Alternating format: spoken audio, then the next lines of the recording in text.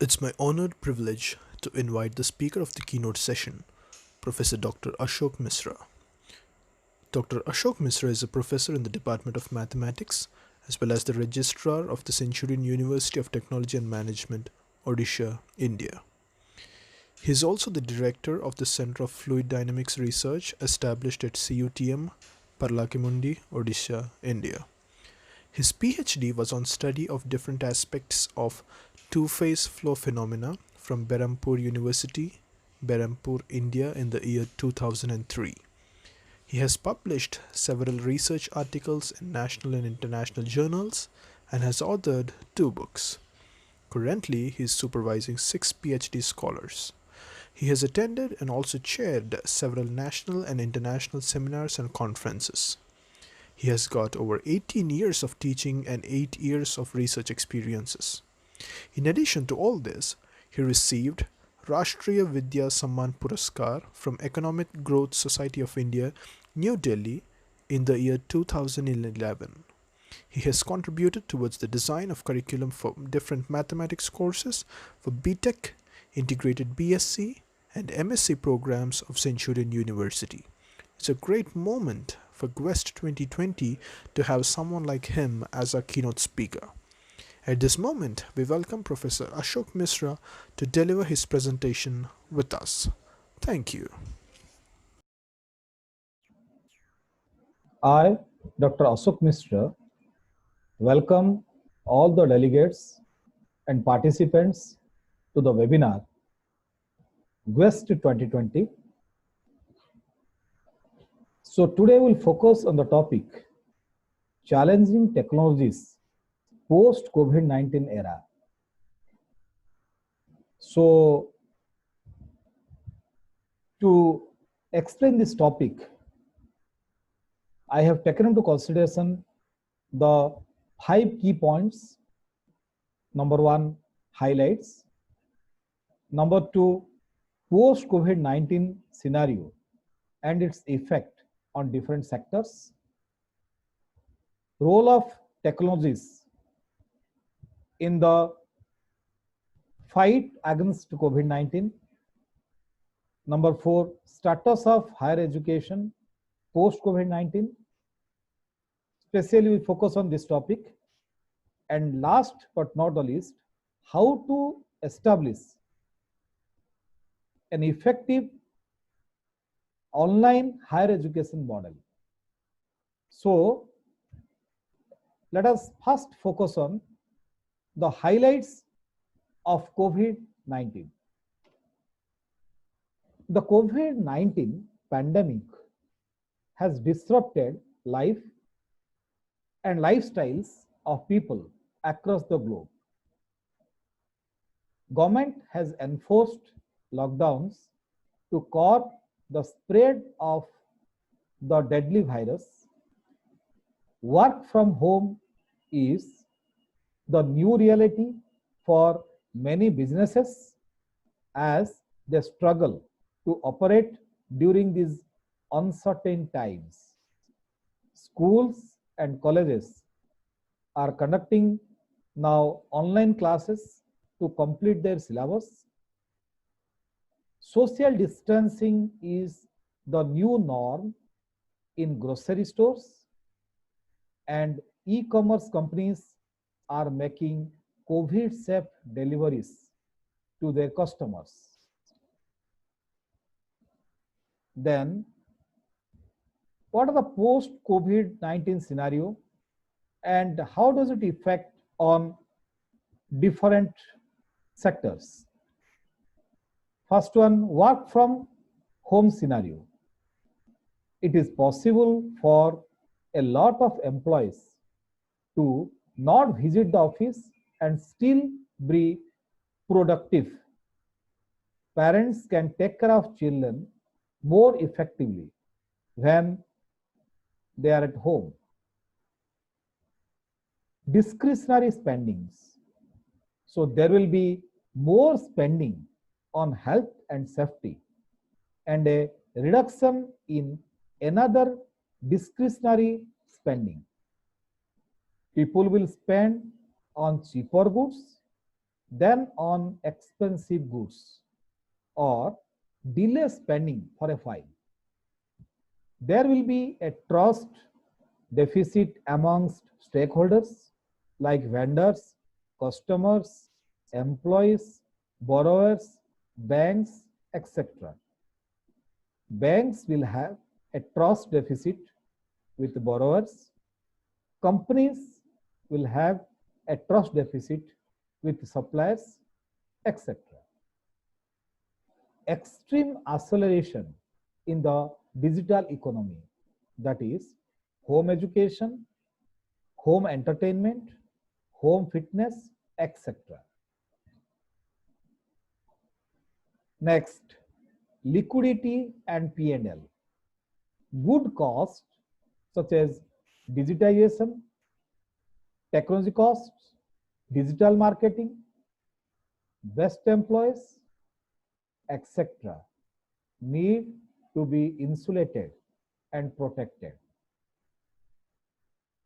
Next, bad cost like fancy office, unnecessary spending, bad performers, traditional working methods need to be ruthlessly eliminated. Remove all the fluff and be lean. Not necessary to have a fancy office, fancy cars, excess employee strength, etc.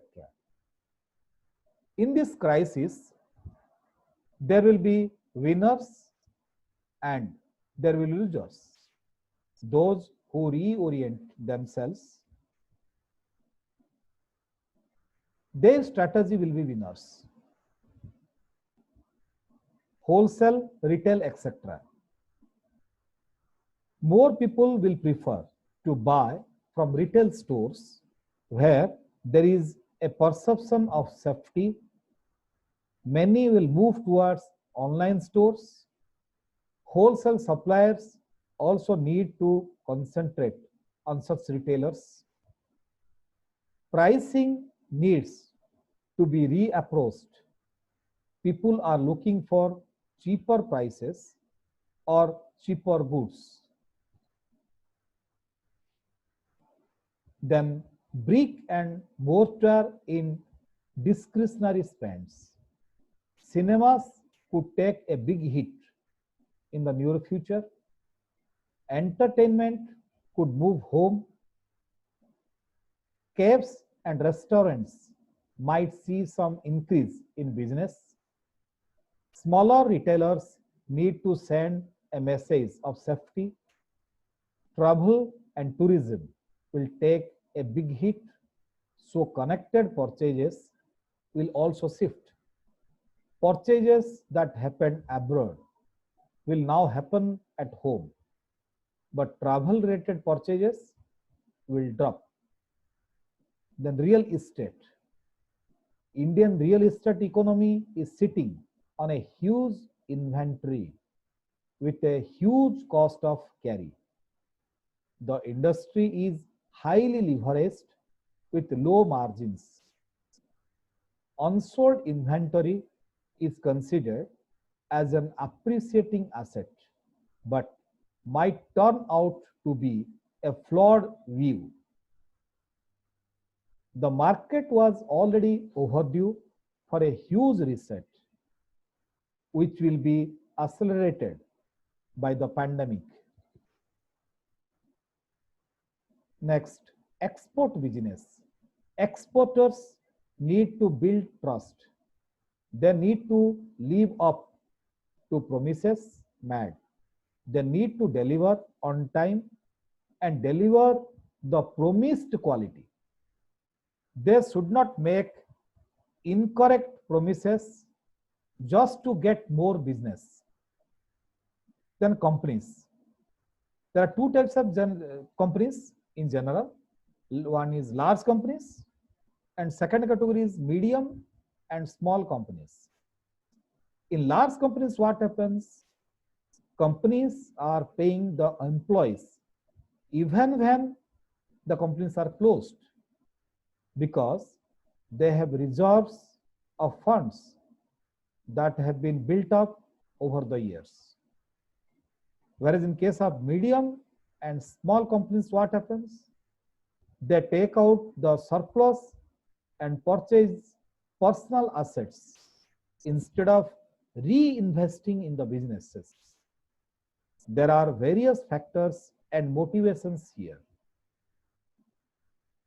Because of this, they are unable to meet the cash expenses of even the next month.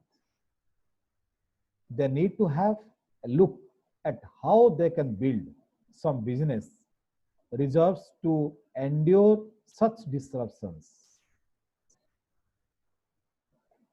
Next, force majeure in contracts. All parties like tenants, the landlords, the lenders, financiers, etc. have been affected by the crisis. So they need to sit across the table and find common ground and mutually decide upon the costs, rentals, etc. to share the burden. Next, jewelry. Gold as an asset could see appreciation, whereas jewelry will take a hit. The Indian wedding industry, like silk industry or party wear industry, etc., will take a hit. Financial markets, there will be value destruction and value creation in different companies in the same sector. Next, financial markets continue. High debt, low margin companies will find it difficult. Indicates risky or unscrupulous management.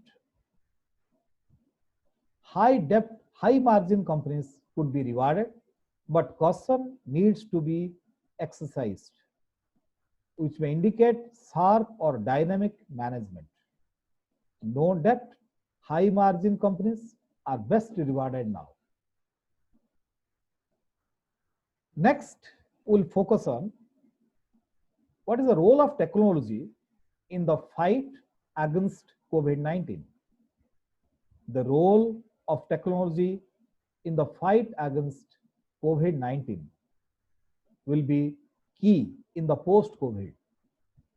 We have summarized some of the technology or digital trends that would pick momentum to redefine a post-COVID-19 world. Number one, virtual meeting. With lockdowns and travel restrictions, face-to-face meetings would need to be redefined. Industry or institution will experience an increase in virtual meetings. Already, applications like Zoom and Google Meet have seen a sudden spot in users. This trend is likely to continue in the post-COVID world as people maintain social distancing etiquette. Number two, 5G and shared spectrum. With the increasing demand for faster and higher bandwidth networks due to remote working, 5G, which is the next generation network designed with service-based architecture, might get adopted faster to prevent network congestion and improve user experience. The communication companies will use shared spectrum. Next, online education. Post the lockdown, a large chunk of academia has gone online. Universities, schools, colleges are conducting online classes via video conferencing. Dedicated education apps have witnessed a huge spot in growth as students are learning concepts on their mobile phones. Most of the physical labs or workshops have been converted into virtual labs. This trend would continue even after the situation becomes normal. Artificial intelligence and machine learning based communication. Artificial intelligence and machine learning will be playing an increased role in the communication solutions of the future. Adoption of IoT, Internet of Things. It won't just cut the cost by the virtue of the reduction in human effort, the due as experienced from the COVID-19 crisis would enable business continuity without human physical presence. Commercialization of drones. The investments and adoption of drones across industries can act as a major contributor in the business continuity wave. The need for businesses to eliminate the dependence on human-based mobility.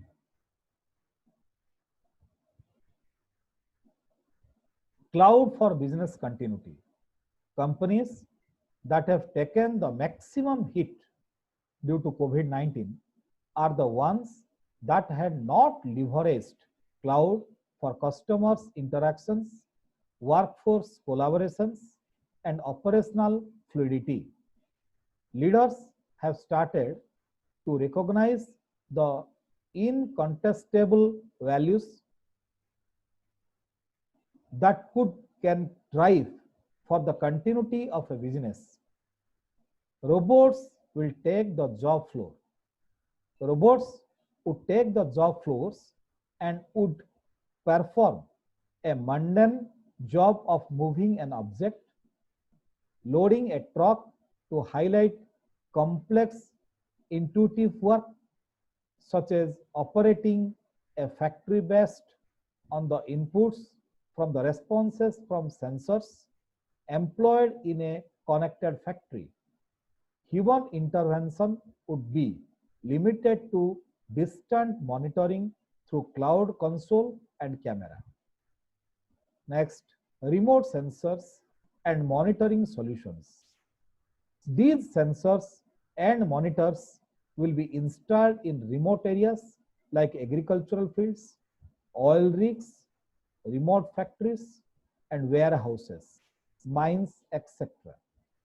They could be controlled and monitored from a central location. Next, satellite-based asset tracking solutions. In many places across the country where mobile network connectivity is patchy, there will be an increase in remote asset tracking solutions. Now, there will be special focus on higher education post-COVID-19 scenario. Post-COVID-19 is an opportunity to transform the higher education system.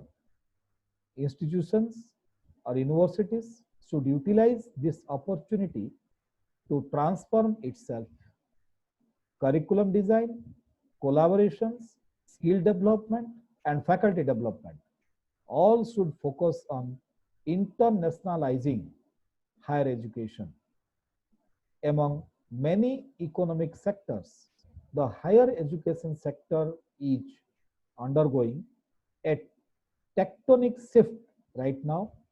At least for 2 decades now, the education technology enthusiasts have been predicting that technology would become the biggest intermediary of teaching learning processes. The new technology mediated education can be termed as Education 4.0. After the first 3 waves of education systems that evolved over 2000 years of civilization, the Gurukula system, the traditional university system, and distance learning.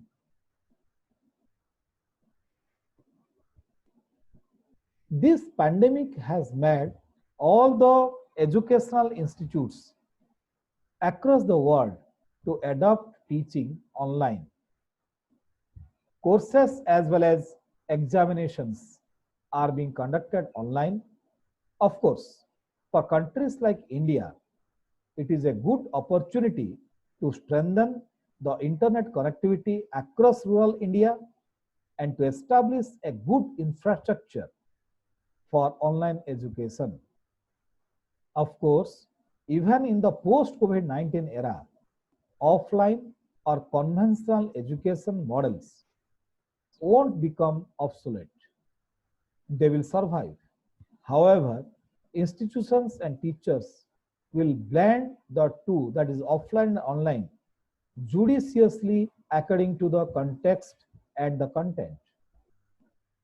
Online learning is not about one pedagogical model, but an aggregation of various models.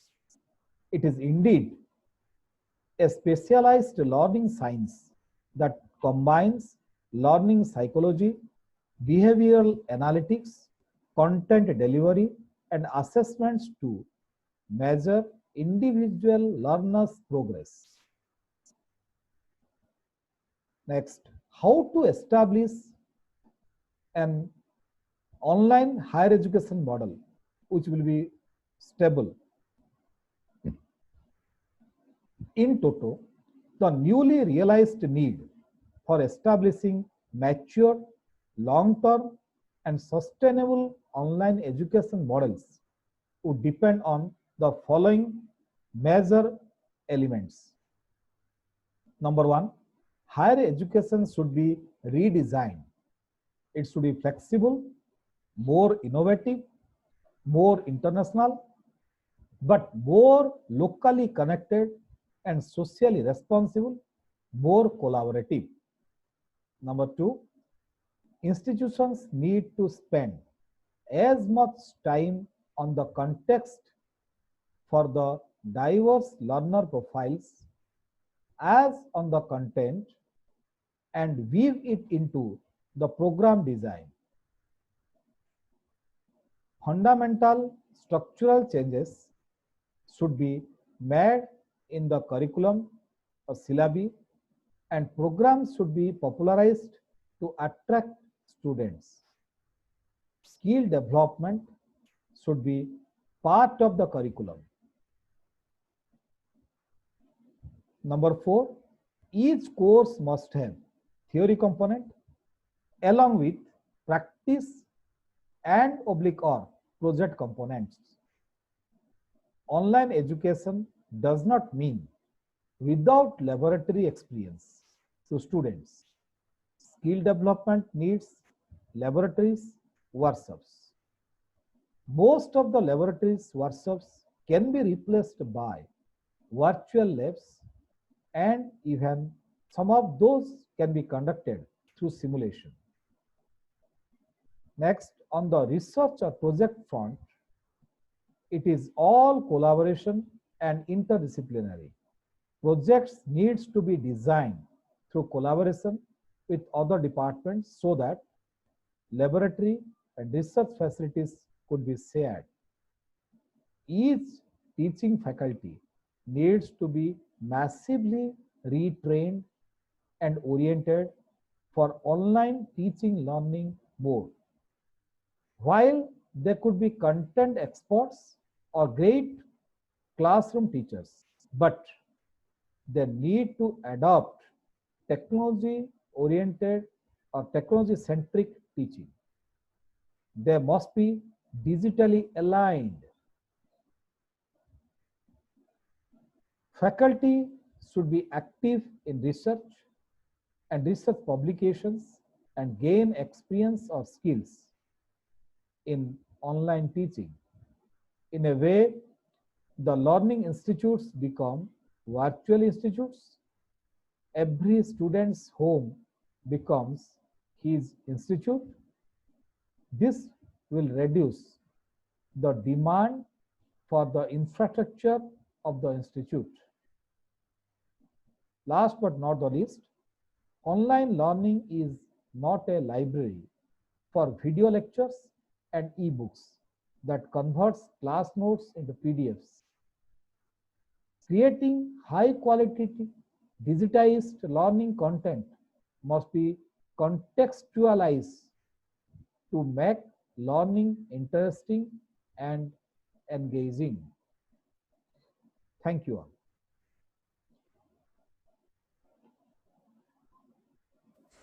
Thank you so much, sir, for the wonderful presentation. It was probably the need of the hour for any academical or educational establishment right now.